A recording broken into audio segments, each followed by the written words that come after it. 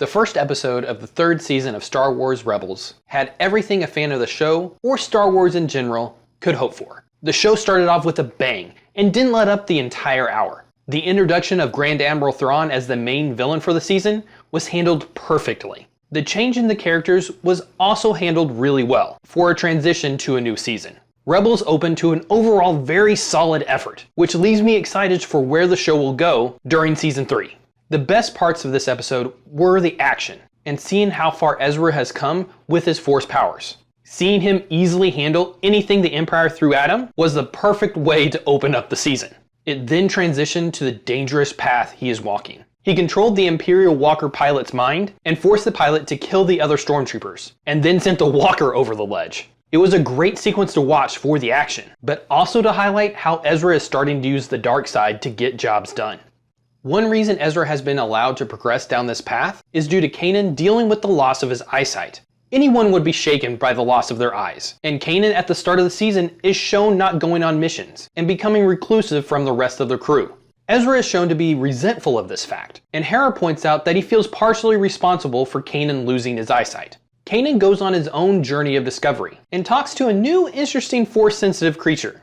The new creature, Bendu, tries to show him another way of looking at the Force to balance Kanan's perspective. I'm not sure I completely like the addition of Bendu. The character does fit the overall universe. I'm just not sure he is needed. We know Yoda has reached out to Ezra and Kanan before. I'm not sure why he wouldn't have been used in this scenario instead of Bendu. I guess Yoda has only been able to communicate with them when they've been near a Jedi structure though. However, having a strong Force-sensitive creature living on the world the Rebels set their base up on seems a little too coincidental. I still like the interactions Kanan had with Bendu, and it introduces even more gray area for us fans to consider when it comes to ways of the Force. Everything can be colored and balanced from a certain point of view. The best lines from Bendu were the words of wisdom he imparted when talking about the Sith holocron. He stated that an object cannot change a person. It is the person that has to change themselves because they want the forbidden knowledge to gain power, or maybe even a sense to try and do good. This is some great Star Wars wisdom to impart, and somewhat Yoda-like, and also great to include at a show aimed at kids. This idea is a good one. The actions you decide to take throughout life define the person you are to become.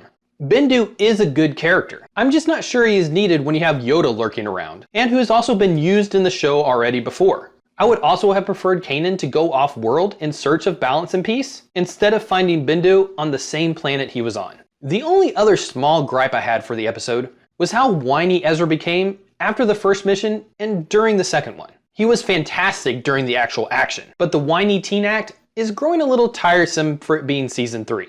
Granted, Ezra is still a teenager, and this is still a good reflection of how teenagers actually are.